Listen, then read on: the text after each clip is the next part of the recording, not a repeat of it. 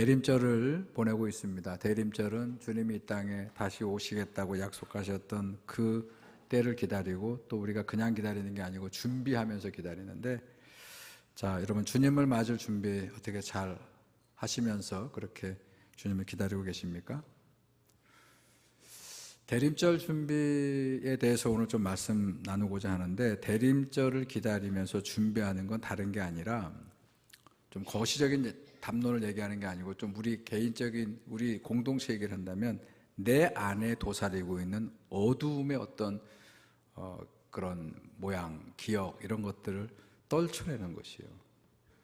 우리 공동체 안에 있는 어떤 열정, 근데 그 열정이 어두움의 열정이라면 그 어두움의 열정을 캄다운시키고 가라앉히는 것, 어두운 생각과 행실을 과감하게 내려놓는 것이어야 된다.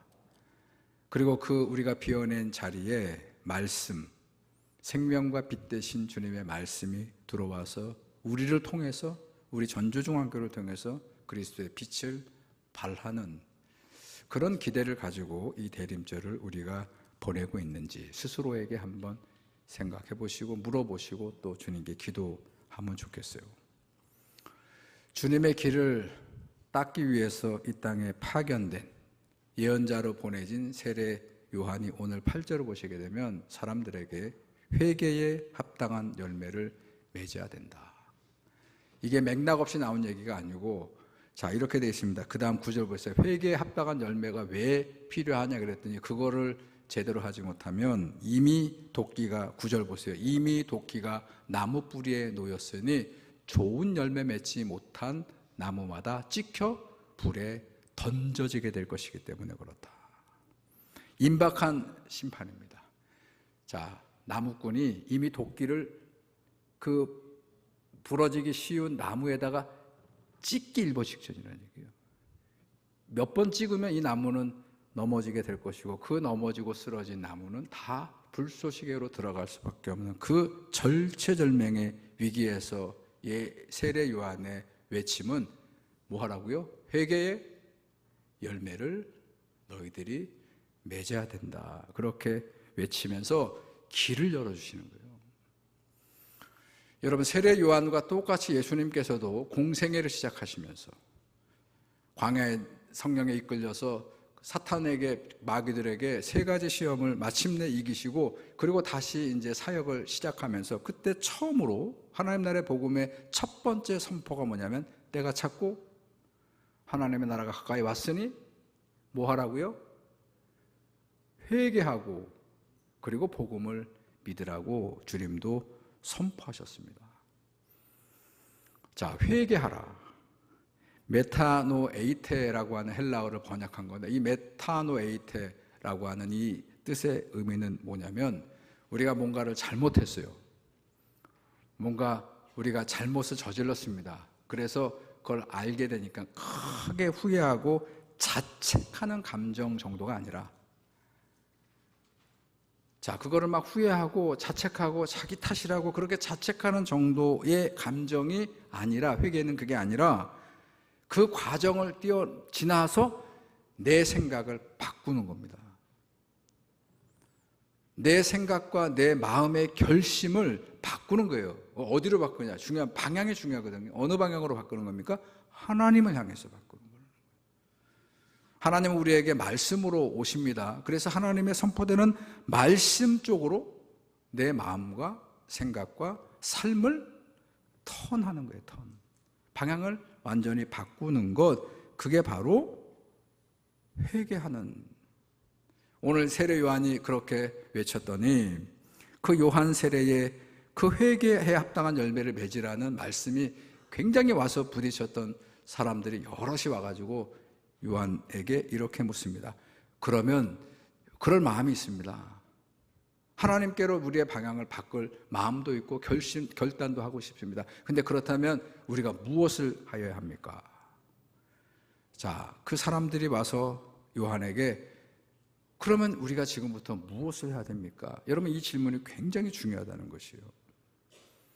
선포되는 말씀을 듣고 찔끔 감동은 오는데, 그런데 이 질문을 던지지 않으면, 그래서 그렇다면 저는 우리는 무엇을 해야 됩니까? 이 물음을 하나님께 던지지 않으면 우리는 감동은 하지만, 많은 말씀으로 우리가 듣기는 하지만 우리들의 삶이 새로워질 수 없기 때문이라는 것이요. 자, 무엇인가 이건 좀 아닌 것 같은데 라는 그런 자각하는 순간이 왔을 때, 잘못되었다는 것을 자각하는 그런 순간에 우리는 회개에 합당한 열매를 맺기 위해서 하나님께 물어야 되는 것이요. 지금 우리가 이게 옳은 길이라고 달려왔는데 이게 뭔가 아닌 것 같습니다. 그러면 이제부터 하나님, 우리는 무엇을 어떻게 해야 합니까? 말씀하십시오. 말씀하옵소서. 주의 종이 듣겠나이다. 이 기도가 항상 하나님과 가까이 있어야 된다는 것이요. 믿음은 그냥 이렇게 쭉 해왔던 우리의 신앙의 모습을 살아가는 게 믿음 생활이 아니고, 믿음은 항상 우리에게 선포된 하나님의 말씀 앞에 우리가 반응하는 거예요. 우리가 말씀을 읽거나 아니면 예배 때 선포되는 말씀을 듣고 그 말씀을 향해서 우리가 반응을 하는 거예요. 근데 그 반응이 어떤 믿음이 제대로 된 믿음이냐면 그 말씀 앞에 따르고 순종하는 쪽으로 반응하는 것이 믿음이라는 거예요. 그 이 믿음을 가지고, 그렇다면 우리는 하나님 무엇을 해야 합니까? 자, 이렇게 요한에게 여러 사람들이 와서 회개에 합당한 열매를 맺기 위해서 우리가 무엇을 해야 되는가를 물었을 때, 그때 요한이, 아니 이렇게 하는 게 맞죠. 요한의 입술을 통해서 하나님께서 이렇게 말씀하십니다. 여러분 오늘 본문의 11절 보세요. 자, 이렇게 말씀하십니다. 옷 2벌 있는 자는 옷 없는 자에게 나눠주고 먹을 것이 있는 자도 그렇게 할 것이라. 이렇게 얘기했어요. 안에 지금 도끼가 나무 뿌리에 찍혀서 지금 열매를 맺지 못해서 하나님의 심판을, 불같은 심판이 임박한 그런 사람들에게, 자, 너희가 결국은 이렇게 심판당하지 않기 위해서, 그러죠, 하나님 앞에 회개에 합당한 열매를 맺어라 그랬더니, 그럼 우리가 어떻게 하면 좋겠습니까? 그랬더니 뭐 예배를 와서 더 잘 드리라든지, 뭐 헌금을 더 많이 드리라든지, 뭐 너희가 드린 제물이 부족하니까 더 풍성한 제물을 드리라든지, 뭐 선한 일을 어떻게 하라든지, 이런 거대 담론, 예배에 관한 말씀을 세례자 요한이 하시지 않고 뭐라고 그랬다고요? 네가 가지고 있는 옷 2벌은 가장 옷 1벌보다야 많지만, 아마 유대인들이 가난하게 살았지만 옷 2벌은 이렇게 한번 생각해 보세요. 여름옷, 겨울옷. 아니 겨울에 여름옷 입고 살 수 없잖아요. 뜨거운 여름에 겨울에 여름옷 입을 수 없고, 겨울에 어떻게 된 거? 헷갈리네 저도. 그 딱 가장 필요한 것일 거예요. 저는 그렇게 이 말씀이 읽히는데, 그런데 그것보다도 못 갖춘 사람들, 그런 사람들이 2벌이 있으니까 좀 나누라. 먹을 것도 무슨 풍족하게 많이 우리처럼 냉장고에 막 쟁겨놓아 있는 걸 꺼내서 나누는 게 아니고, 딱 자기들이 먹을 수 있는 그런 필요한 것 정량이 있는데 그래도 옆에 그것조차 없어서 먹지 못하는 그런 사람들에게 그것을 함께 나누라. 이게 하나님의 불같은 심판을 면할 수 있는 길이고, 그것이 회개에 합당한 열매를 맺는 길이라고 말씀하시는 거예요. 그러면 이 말씀이 무슨 얘기예요? 저는 이 말씀이 주님이 이미 하신 말씀이에요. 앞으로 하실 말씀이죠. 세례 요한이 이제 시작이니까. 어느 율법사가 찾아와서 주님께 묻습니다. 선생님, 어떤 계명이 으뜸이 되는 계명입니까? 그때 주님의 대답 다 아시죠? 내 하나님을 사랑하라. 그리고 내 이웃을 내 몸처럼 사랑하라.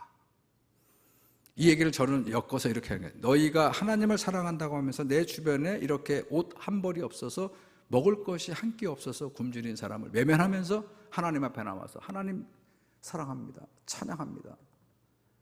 그거는 정말로 하나님을 사랑하는 마음이 아니지 않겠느냐. 오늘 이 옆에 있는 이웃을 사랑하는 그 사랑하는 모습이 곧 하나님께 영광을 돌리고 하나님의 뜻을 이루어가는 그런 모습이라는 것을 오늘 세례 요한도 말씀하고 있는 것이다. 여러분, 테레사 수녀님 아시죠? 이 마더 테레사가 인도로 갑니다. 인도 캘커타에서 그 많은 사람들에게 복음을 전하는데 그냥 입술로만 하는 게 아니고 그 가난한 인도의 백성들에게 많은 것들을 보급하고 그들에게 먹을 거를 도와주고 그런 사역을 하는데, 어느 날 겉으로 보기에도 정말로 초라한 한 젊은 가장이 와서 얘기를 하는 거예요. 수녀님, 저희 집에 아이가 8인데 3일째 지금 아무것도 먹지 못하고 10식구가 지금 다 굶고 있는데 어떻게 저희를 좀 도와주시면 감사하겠다고. 그 얘기를 듣고 이 수녀님이 다음날 사람들을 데리고 쌀과 음식을 좀 가지고 그 집을 방문했어요. 그리고 그 쌀과 음식을 가서 보니까 진짜 애들이 먹지를 못해가지고 부항기가 있고 막 배가 볼록하고, 그 아내는 더 먹지를 못해가지고 피부가 다 허물이 나고, 그런 아내에게 그 쌀과 음식을 이렇게 전해줬어요. 연신 고맙다고 그러더니 그 아내가 그 쌀을 받았는데 갑자기 반을 딱 쪼개더니 그걸 들고 밖으로 막 나가더라는 거예요. 한동안 안 돌아왔다가 이제 돌아왔어요. 그래서 이 수녀님이 그 아내에게 물었습니다. 아니, 어디를 다녀왔느냐고. 그랬더니 그 가난한 그 아내가 이렇게 말하더랍니다. 옆집에 다녀왔습니다, 수녀님. 그 사람들도 굶고 있거든요. 여러분, 저는 이 마음이 하나님의 형상을 닮은 인간들의 본래 모습이라고 생각해요. 여러분, 세상에 과거에도 그렇고 지금도 그렇고 앞으로도 이 가난의 문제는 나라님도 해결을 못하는데, 이 세상에 왜 이렇게 배고프고 헐벗은 사람들이 아직도 많이 있느냐면, 그건 하나님께서 그들을 돌보시지 않아서 그런 것이 아니라 하나님의 형상으로 지음받은 우리가 너그럽지 못해서 그렇기 때문이다. 여러분, 왜 창세기를 보게 되면 첫째 날, 둘째 날 창조주 하나님께서 세상에 존재하는 모든 생명들을 지으셨는데 특별히 그 중에 인간을 지으실 때 성경은 인간만 뭐라고 그랬죠? 하나님의 형상대로 그들이 지음을 받았다. 그러니까 하나님이 하셔야 될, 하나님과 같은 그런 마음을 가지고 해야 될 일은 누가 대신 하는 거예요? 하나님의 형상으로 지음받은 우리들만 할 수 있는 특권이 있다는 것이에요.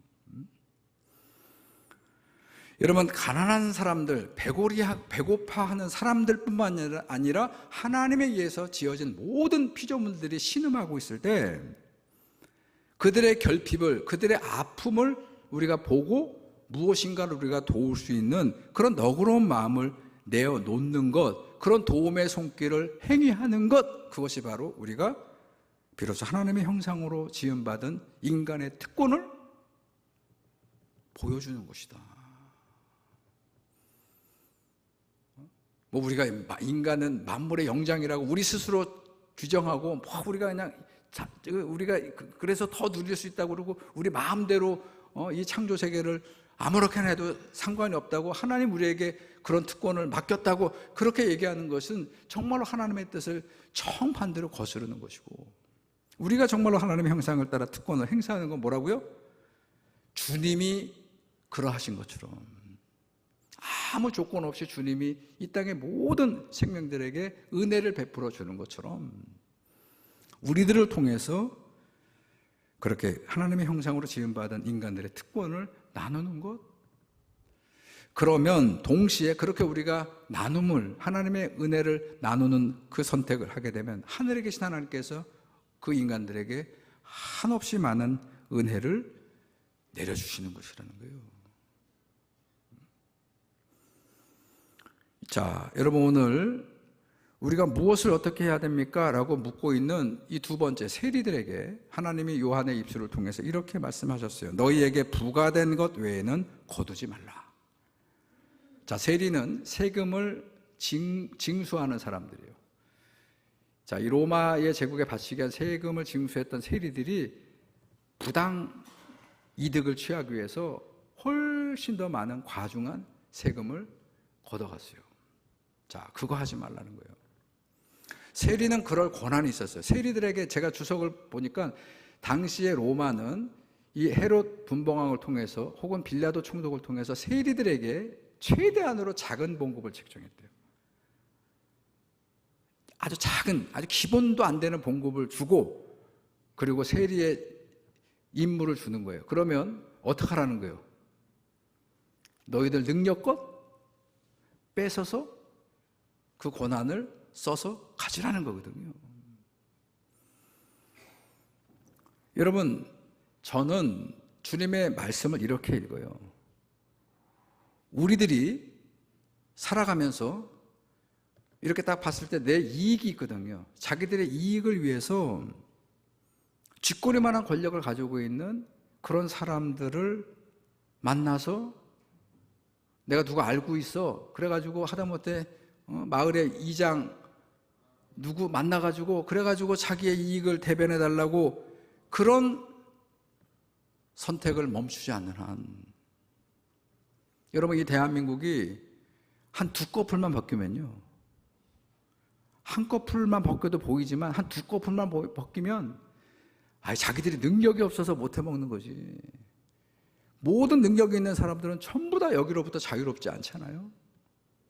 지금도 이제 이렇게 하다가 지금 난리가 났잖아요. 지금 대통령이 나서서 지금 종교 단체도 다 해산시켜버리겠다. 그 자기들의 이익을 위해서 지금 돈을 갖다 막 뿌린 것 같아요. 그걸 받은 사람들이 사실은 안 들켜서 그렇지. 근데 그 사람들만 우리가 혀를 차면서 그저 손가락질하고 그렇게 다음에 낙선시키겠어? 그렇게 하기 전에 우리는 어떤가? 우리는 이 지역사회에서 그 마을에서 조그마한 영향력이 있는 사람들을 찾아가든 그런 선택을 멈추지 않는다면 우리가 능력이 안 되고 힘이 부족해서 그 정도지, 우리가 능력이 있고 덤 있는 사람들이 무슨 정경 유착을 하고 권원 유착을 하는 것은 당연지사 사라지지 않을 것이다. 여러분, 교회마저도 이런 검은 거래의 유혹에 자유롭지 못하고 어떤 일을 하기 위해서 그것부터 찾아 나서는 그런 일이 얼마나 부끄러운 일이고 그게 얼마나 하나님의 영광을 가리우는 일인지 자각하지 못하고 여러분 그 길을 가는 많은 사람들이 있다는 것이요. 목사들이 이런 얘기를 하면, 저 같은 목사가 이런 얘기하면, 목사님이 세상을 잘 몰라서 그렇지 세상은 그 정도는 해야 되는 거예요. 그렇게 저한테 얘기하는 분이 있더라고요. 제가 대답 드릴게요. 저는 세상 잘 몰라요. 그러나 하나님의 뜻은 알고 있습니다. 세상 사람들이 다 그 길을 가는 거, 넓은 길을 찾아서 자기들의 이익을 향해서 가는 그들을 향해서 우리 주님은 뭐라고 말씀하셨냐면, 너희가 져야 될 십자가는 너희가 지고 나를 따르라고 말씀하셨고요. 넓은 길이 아니라 좁은 문으로 들어가기를 힘쓰라고 그렇게 우리 주님은 말씀하셨다는 것이에요. 이 주님의 말씀을 우리가 삶에서 따를 것이냐, 그거는 말씀이니까, 그냥 좋은 말씀이니까 그냥 설교로 은혜롭게 말씀을 듣고 실질적인 우리의 삶에서는 그냥 세상의 방식을 아무 생각 없이 따라가느냐, 저는 거기에 나라와 사회와 우리 교회의 그런 영적인 지수도 거기에서 판가름이 날 수 있다는 것이다. 여러분, 북왕국이 아합이라고 하는 폭군과 그 부인 이세벨이 시돈의 공주고 우상 바알을, 아세라를 데려왔던 그들이 온갖 하나님의 경건한 선지자들을 다 공격하고 그들을 다 없애버리고 자기들의 우상의 세계를 만들어서, 그때 예언자가 누구냐면 엘리야예요. 엘리야 그 대선지자가 결국 그 바알의 우상들, 아세라 목상의 우상들하고 갈멜산에서 승리를 했어요. 자, 그 승리를 하고 난 다음에 더 아합과 이세벨은 이 예언자를 죽이려고 합니다. 그랬더니 엘리야가 광야로 도망가죠. 자, 그 광야에서 엘리야는 하나님께 기도하면서 이렇게 얘기합니다. 이 땅에 존재하는 모든 예언자들을 저 이세벨이 다 잡아 죽였습니다. 이제 마지막 저 하나 남았는데 저도 저들을 감당할 수 없사오니 더 부끄러움을 당하기 전에 하나님 제 목숨을 거두어가달라고. 자, 그렇게 엘리야가 하나님께 기도했는데 그날 밤 하나님이 음성으로 엘리야를 찾아왔어요. 자, 그리고 그 엘리야에게 뭐라고 말씀을 하시냐면, 자, 열왕기상 19장 18절을 보게 되면 이렇게 하나님이 엘리야에게 말씀합니다. 그러나 내가 이스라엘 가운데 7,000명을 남기리니 바알에게 무릎을 꿇지 아니하고 바알에게 입맞추지 아니한 자들이니라. 자, 엘리야는 뭐라고 얘기했다고요? 이 이스라엘 땅에 하나님의 경건한 사람은 저들이 다 죽여서 아무도 남아있지 않습니다. 그렇게 얘기하는데 하나님 말씀은 뭐예요? 아니다. 지금 이 이스라엘 도처에 누가 있다는 거예요? 바알에게 무릎을 꿇지 않고 입맞추지 아니한, 세상의 방법을 따라가지 아니하는 경건한 하나님의 백성들이 있다는 것이에요. 여러분, 저는 그 길을 우리가 따라가는 거. 세상의 사람들이 다 그 길을 가더라도, 교회 교인들도 뭐 다 똑같이 그렇게 가더라도, 세상 교회는 더 그러더라 그렇게 가더라도, 여러분들이 세우는 이 전주중앙교회는 아직 바알에게 무릎 꿇지 아니하고 아직 세상에게 입맞추지 아니하는 그런 하나님 인정하는 그런 경건한 그런 성도들과 사람, 교회로 우리가 자리매김을 했으면 좋겠다. 자, 또 묻습니다. 우리가 어떻게 하면 좋겠습니까? 라고 군인들이 물었어요. 군인들은 힘을 가지고 있는 사람들인데, 무기를 가지고 힘을 가지고 있는 사람들이, 그렇다면 우리가 회개에 합당한 열매를 맺기 위해서 어떻게 해야 됩니까? 그랬더니 이번에도 요한의 입술을 통해서 하나님이 이렇게 말씀하십니다. 마지막 14절이에요. 사람에게서 강탈하지 말고 거짓으로 고발하지 말고 받는 급료로 만족하라, 이렇게 말씀했어요. 군인들은 완장을 두르고, 그리고 힘을, 남용할 수 있는 힘을, 무기를 이미 국가로부터 받은 사람들입니다. 자, 그렇게 힘을 가지면 사람들의 본성은 어떠냐면 자기들보다 힘이 없는 사람들에게 그 힘을 쓰고 싶어 합니다. 그리고 거기에 길들여지게 되면 남용합니다. 우리가 힘이 없어서 못하는 거지. 여러분, 우리한테 힘이 주어지고 권력이 주어지면 우리도 그럴 것이고요. 처음에 몇 번 그렇게 하다가 양심이 마비가 되고 그러면 그걸 남용하는 거고 막 강탈하는 거예요. 막 빼앗아 오는 거예요. 그게 군인들의 본성이었단 말이에요. 근데 주님 말씀은 뭐예요? 그거 하지 말라는 거잖아요. 힘이 없어서 못하는 게 아니고 힘이 있는데 그 힘을 가지고 있으면서도 그렇게 하지 않는 것. 그 힘을 가지고 다른 약한 사람들이 주눅들게 하지 않는 것. 그게 하나님의 사람들이 취해야 될 모습이라는 것이에요. 왜 그래야 됩니까? 하나님이 그렇게 오셨어요. 하나님은 천지 만물을 창조하셨을 뿐만 아니라 세상에 존재하는 모든 것들을, 능력을 가지고, 그래서 그분을 성경은 전능하신 하나님이라고 그러죠. 엘샤다이, 전능은 모든 걸 다 할 수 있는 능력을 갖춘 바로 그 하나님이에요. 자, 근데 그 전능하신 하나님께서 우리 인간들을 찾아오실 때, 우리 인간들이 약한데 그 약한 인간들이 주눅들지 하지 않기 위해서 배려하는 그런 모습으로 우리를 찾아오시는, 그게 바로 저는 아기 예수로 태어나신 방법이라는 것이에요. 세상의 신화를 들춰보시기 바랍니다. 세상에 존재하는 모든 신화를 보시기 바랍니다. 영웅호골들의 이야기를 보시기 바랍니다. 어디 영웅호골이, 그 능력자가 아기의 모습으로 옵니까?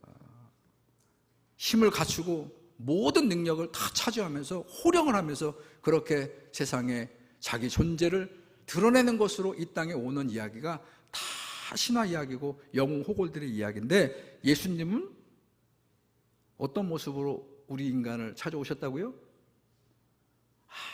아무런 자기 스스로 단 한 시간도 살 수 없는 그런 아기의 모습을 가지고 우리 곁을 찾아오셨다는 것이에요.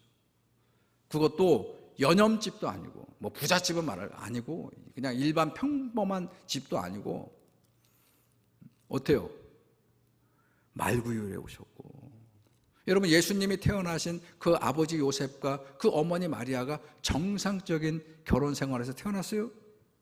그것도 아니고, 아직 정혼만 했을 뿐 결혼하지 않은 상태에서 이 아이가 임신이 됐잖아요. 그러면 얼마나 사회 사람들에게 손가락질을 평생을 당하면서 그렇게 살아야 될 그런 모습으로 하나님이 우리들을 찾아오신 이유가 뭘까요? 여러 가지 해석이 가능하겠습니다만 저는 그 전능하신 하나님께서 우리 인간들을 배려하고 우리를 놀라지 않게 하기 위해서 우리의 가장 친근한 모습을 한 상태로 그렇게 우리를 찾아오신 것이다. 뿐만 아니라 예수님이 공생애를 사역하면서 그 복음서 마태마가 누가 요한을 보세요. 복음을 보세요. 어떤 사람을 주로 만납니까? 여러분, 사람은 어떻게 규정이 되냐면 그 사람이 어떤 사람을 만나느냐가 바로 그 사람이에요. 어떤 사람을 만나든가요?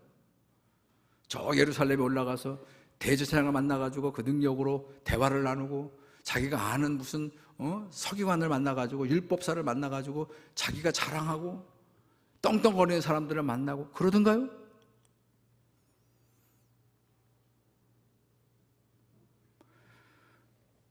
여러분, 예수님은 평소에 이런 말씀을 많이 합니다. 인자가 온 것은 섬김을 받으려 온 것이 아니라 도리어 섬기려 하고, 자기 목숨을 많은 사람들의 대속물로 주기 위해서 오셨다. 여러분, 성숙의 힘은, 영적인 성숙의 징표는 힘을 가지고 있는데 그 힘을 남용하는 사람들이 아니고 그거를 자기의 목표와 자기들의 필요를 충족하기 위한 그런 곳에 사용하는 그런 모습이 아니고, 주님은 어떻다고요? 그 하나님의 아들, 그 전능하신 하나님의 능력을 가지고 이 땅에 오셔서 그분의 말씀을 보세요. 그분의 귀신을 쫓아내는 능력을 보세요. 갈릴리 호수가 막 광풍으로 휘몰아치고 있는 그 광풍마저도 말씀 한마디로 꾸짖으니까 멈추게 하는 그 능력을 가지고, 그리고 뭐 하십니까?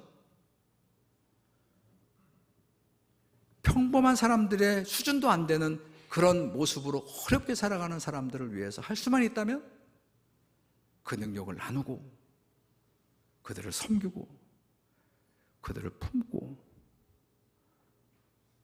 그런 삶을 끊임없이 행복하셨다는 것이요. 그렇다면 교회는 어떻게 해야 되나요? 우리는 무엇을 해야 할까요?